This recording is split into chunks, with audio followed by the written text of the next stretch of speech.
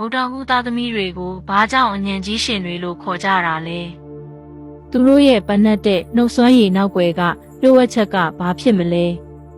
ဗုဒ္ဓဟူသားသမီးတွေဟာဆက်သွယ်ရေးနဲ့ဉာဏ်ပညာကိုအုပ်စိုးတဲ့ဗုဒ္ဓဟူဂျိုမင်းရဲ့စောင့်ရှောက်မှုကိုရရှိထားသူတွေပါသူတို့ဟာဘလို့အခက်ခဲမျိုးကိုမဆိုလက်တွေ့ကျကျနဲ့ပပနက်နက်ဖြည့်ရှင်းနိုင်စွမ်းရှိတဲ့ထက်မြက်တဲ့လူသားတွေဖြစ်ကြပါတယ်ဗုဒ္ဓဟူသားသမီးတွေရဲ့ပထမဆုံးအကြီးမားဆုံးအားသာချက်ကတော့နှုတ်မှုရေးရာကျွမ်းကျင်မှုပါပဲသူတို့ဟာစကားပြောလွန်ကောင်းကြသလိုတစ်ဖက်သားနားဝင်အောင်ဘလို့ပြောရမလဲဆိုတာကိုအလိုလိုသိနေတတ်ကြပါတယ်ဒါကြောင့်လဲအယောင်းဝယ်အကြံပေးလုပ်ငန်းနဲ့လူမှုဆက်ဆံရေးနယ်ပယ်တွေမှာအမြဲတမ်းထိပ်ဆုံးကအောင်မြင်တတ်ကြပါတယ်ဒုတိယအချက်ကတော့သူတို့ရဲ့ဉာဏ်ရည်ထက်မြက်မှုပါဗုဒ္ဓဟူသားသမီးတွေဟာသင်ယူမှုအလွန်မြန်ကြပါတယ်။ဘာပဲသင်တခြားသူတွေထက်ပိုပြီးလွယ်လွယ်ကူကူသဘောပေါက်တတ်သလိုခေတ်နဲ့အညီအမြဲတမ်းရင်ပေါင်တန်းနိုင်သူတွေဖြစ်ပါတယ်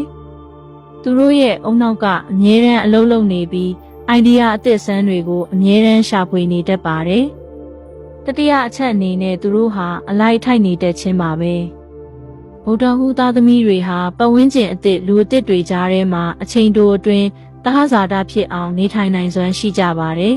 ။ရေလိုပဲဘဲခွက်ထဲထည့်တဲ့အစဉ်ပြေအောင်နေတတ်တဲ့အတွက်ရန်သူနေပြီးမိတ်ဆွေပေါ်တက်ကြပါတယ်။စိတ်နေစိတ်ထားပိုင်းမှာတော့သူတို့ဟာအပြောင်းလဲမြန်တတ်သူတွေပါ